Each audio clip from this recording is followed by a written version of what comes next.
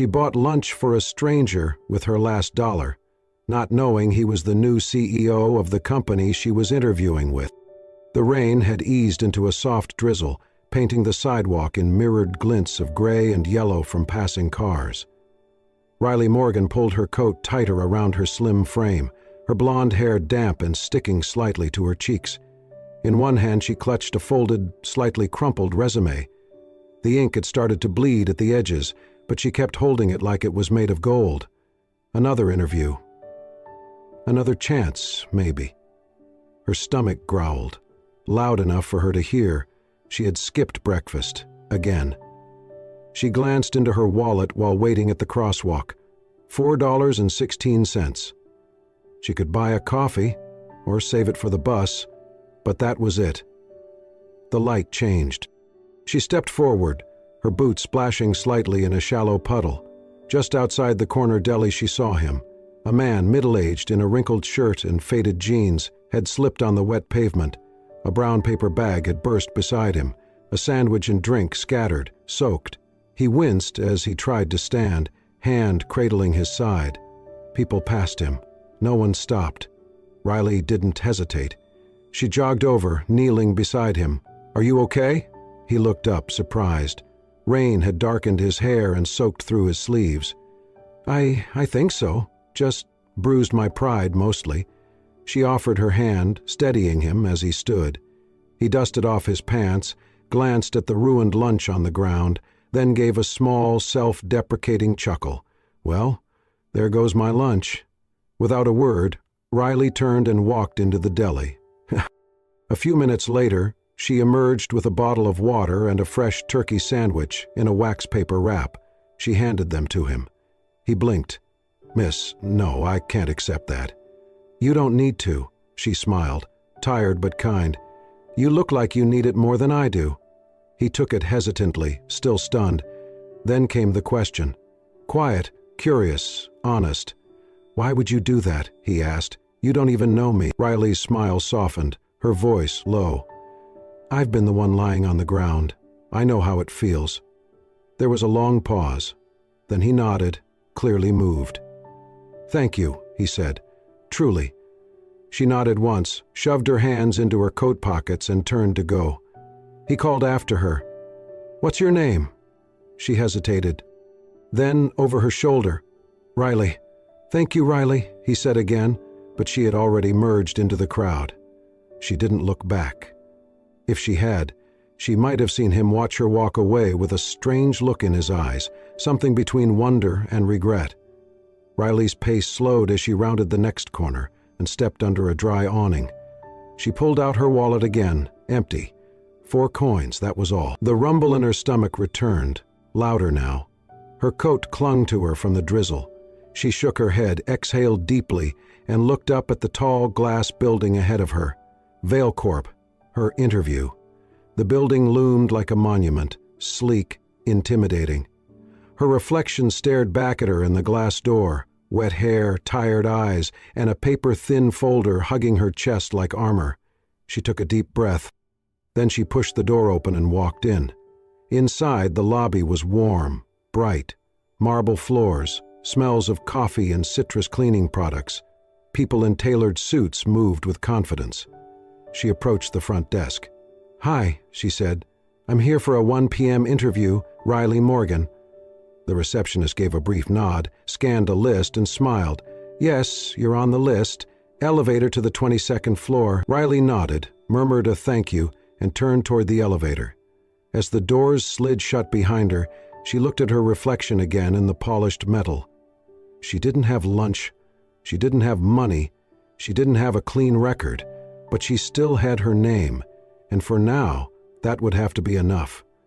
The elevator chimed softly as Riley stepped onto the 22nd floor of Vailcorp.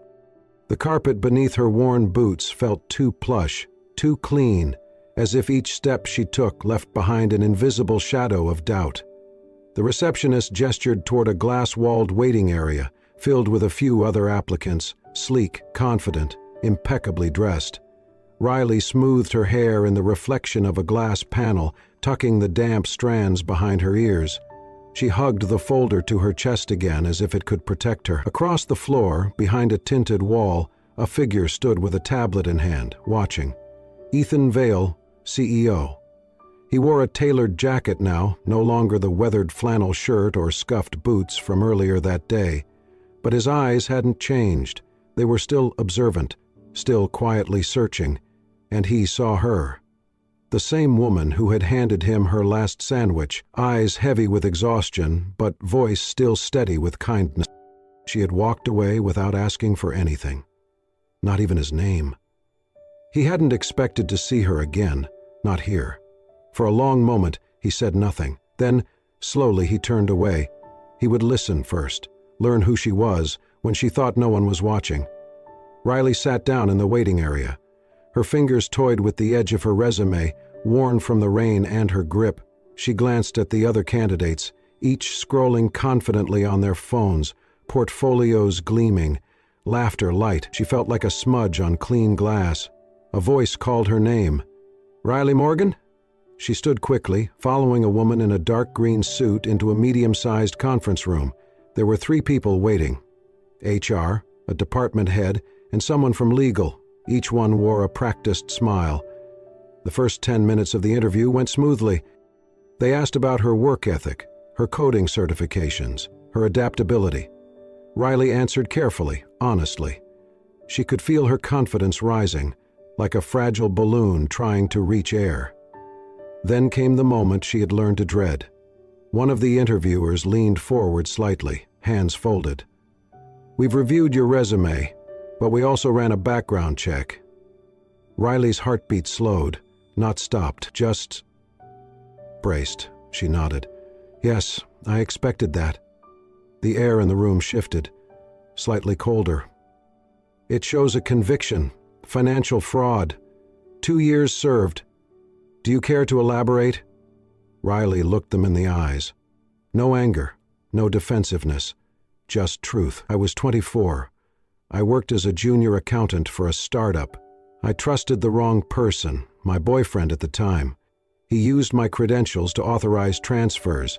When the investigation came, he disappeared. I had no proof to defend myself, no money for a better lawyer, and I had signed documents I didn't understand." Silence. She continued, quieter now. "I went to prison. 2 years. My mother died while I was there. I missed the funeral, and when I got out I decided I wouldn't let that be the end of my story." One of the panelists cleared his throat. Another looked at her resume again, no longer with interest but with calculation. "I've worked part-time jobs since," Riley added. "No one wanted to take a chance. But I didn't stop learning. I've earned 3 new certifications, taught coding to kids at a community center. I've stayed out of trouble. I've done the work." The air felt thick now. No one spoke. Behind the glass wall, Ethan watched. Every word, every pause. This wasn't just a story. It was a confession wrapped in courage. And she had told it not to gain sympathy, but because she refused to lie. Riley left the room 10 minutes later, shoulders squared. They had thanked her, said they'd be in touch. The words meant nothing. She knew the tone. Outside the building, she stood under the awning again. The rain had stopped. The clouds were beginning to break. She stared at the traffic, wondering if she had enough change for the bus or if she'd be walking home again. Behind her, from the executive floor, Ethan Vale stood with his arms crossed, watching her through the tall windows. He remembered her voice. "I've been the one lying on the ground. I know how it feels." That voice didn't beg. It didn't blame. It had simply helped. Ethan's jaw tightened. He pressed a button on the intercom and said just 2 words, "Hold her file." The conference room felt colder the second time Riley sat inside it. Maybe it was the air conditioning. Maybe it was the shift in tone. She sat straight, her hands folded calmly on the table, even though she could feel her knuckles tightening every time someone glanced at the final page of her file. 3 interviewers remained: Monica from HR, Davis from the tech team, and a senior legal counsel named Barrett. They had started off cordial, friendly even. They complimented her code samples, her community work, her answers about team collaboration and problem solving. "I like how you mapped out the data reconciliation for that nonprofit project," Davis had said. "Clean logic, efficient." Riley had nodded, grateful. But now all eyes had shifted, and so had the energy. Barrett spoke first. "Ms. Morgan, we've reviewed your credentials, and I won't deny they're strong, but there's another matter." Riley nodded, already knowing where this was headed. He tapped the folder. "Your conviction." A pause. Riley inhaled, then looked him directly in the eye. "Yes, I was convicted of financial fraud 3 years ago. I served 2 years. No one moved. Davis flipped his pen between his fingers. Riley continued. Her voice didn't waver. "I didn't do what they said I did. I was naive. I trusted someone I shouldn't have. But the system didn't care about that. I signed things I didn't understand, and when everything collapsed, he disappeared. I stayed, and I paid." Barrett leaned back. "But you were released early. For good behavior," she said. "I spent every day learning, teaching. I left prison with a coding certification and a job waiting tables. I've been clean since. And more than that, I've been present. For my work, for the kids I mentored, for myself." Another pause. "I'm not here to erase my past," she added, more softly now. "I'm here to prove it didn't destroy me." Monica looked down, her fingers playing with the edge of the folder. Davis looked uncertain. Barrett crossed his arms. "We're a high-profile firm. We deal with sensitive data, large clients. It's not just about what you've done, Ms. Morgan. It's about perception, trust." "I understand," Riley said. "I just ask that you judge me by what I've built after the fall, not the moment I fell." The silence returned. It stretched longer this time. Finally, Monica cleared her throat. "Thank you, Riley.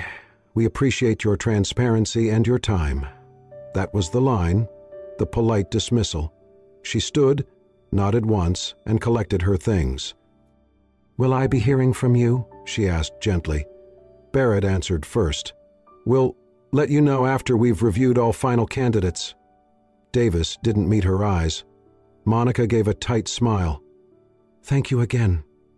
Riley stepped out of the room, her back straight but her shoulders slightly lower than when she walked in. She walked through the lobby of Vailcore, her reflection passing over glass and chrome. Her stomach growled again, but she ignored it. Outside, the drizzle had started again, light, persistent. She didn't open her umbrella. She let the water hit her skin as she walked down the steps, the city swallowing her again. Somewhere behind her, on a higher floor, Ethan Vale had been watching. He didn't say a word, but his jaw tightened. And his decision had already started to form. Ethan sat alone in his office, the city's skyline spread out behind him like a painting of unreachable lights. But his attention stayed on the manila folder in front of him, the one labeled Riley Morgan. He had watched the interview footage twice, the way she held her ground, the way her voice didn't beg but explained, the way she didn't flinch, even when silence was used as a weapon. He tapped a finger lightly on her resume. Then, with a sharp breath, he picked up the phone and dialed. "Legal?" answered a voice. "This is Ethan Vale. I need a full background verification on Riley Morgan, not just the conviction. I want the court transcripts, public defender notes, and any open civil suits tied to the case." There was a pause on the other end. "Yes, sir." Right away, he hung up and stared again at her photo clipped to the top of the file. Blonde hair. A calm smile that almost didn't fit the story beneath it. A few hours later, the report arrived. Ethan read every page. And what he found was worse than he expected. The boyfriend, Sean Ramsey, had been under investigation for 3 other financial crimes, all dropped due to lack of evidence. Riley's name had been the only one attached to signed authorizations.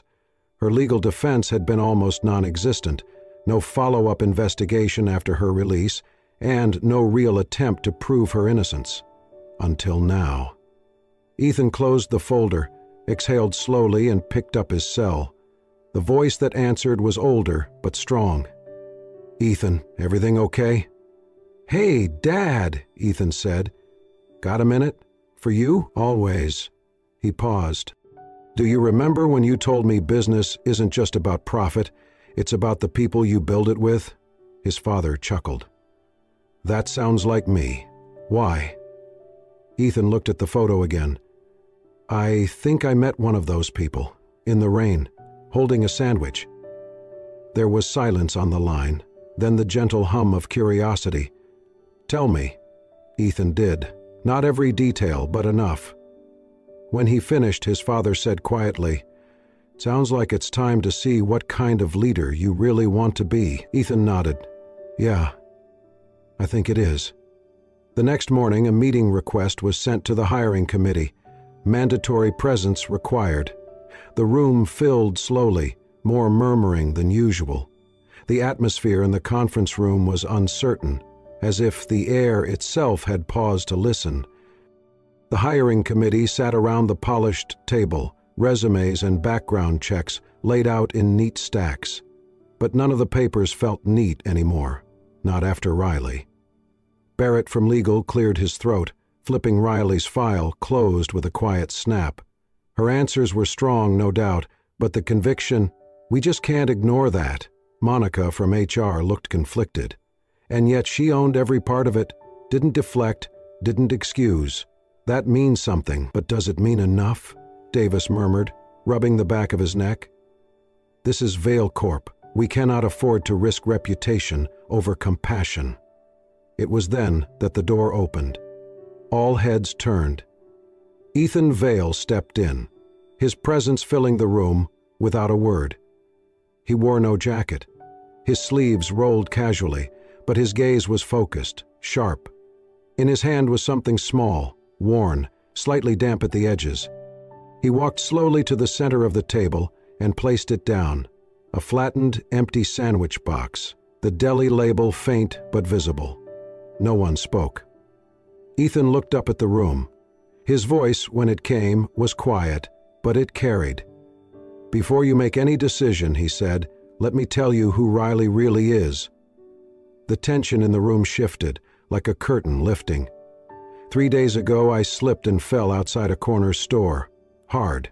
People passed, no one stopped, no one even looked. He tapped the sandwich box gently with his finger. Except one person. He didn't rush. She came out of nowhere. She helped me up without asking my name. She saw I'd lost my food, so she walked into that store, spent her last few dollars, yes, I checked, and came back with this sandwich and a bottle of water. She handed them to me like it was the most natural thing in the world. Barrett shifted. "You're saying that was her?" Ethan nodded. "She didn't know I was CEO. She didn't even recognize me. She just saw someone who needed help, and she acted." Monica's eyes widened. Davis blinked. Ethan continued, his voice firmer now. "When I asked her why she did it, she said, 'I've been the one lying on the ground. I know how it feels.'" The words echoed for a moment, hanging in the stillness. "She didn't try to sell me a story. She didn't ask for anything in return, and she didn't know that act would bring her here. But I did, and I watched her in that interview room. I watched her own her past and carry it with dignity," Barrett interjected, cautious. "But Ethan, what about public perception? Clients, investors?" Ethan turned to him. "Perception is built on precedent. We set it. We define it. We can be a company that shuts out people with scars, or we can be one that recognizes healing takes courage." He walked to the head of the table and folded his arms.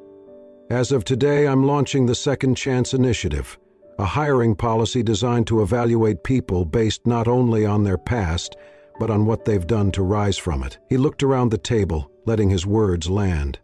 "Riley Morgan is the first, but not the last." Davis let out a low breath. "You're serious?" Ethan offered a thin smile. "Dead serious. If we can build rockets that land themselves, we can build a company culture that knows how to forgive." He turned toward the door, then paused. "She starts Monday," he said. Make sure she has a desk and a chance. And with that, he walked out, leaving behind the empty sandwich box. But to those still sitting in the room, it felt like he had left something far heavier, a mirror and a choice. On her first day at Vale Corp, Riley stood alone in the elevator.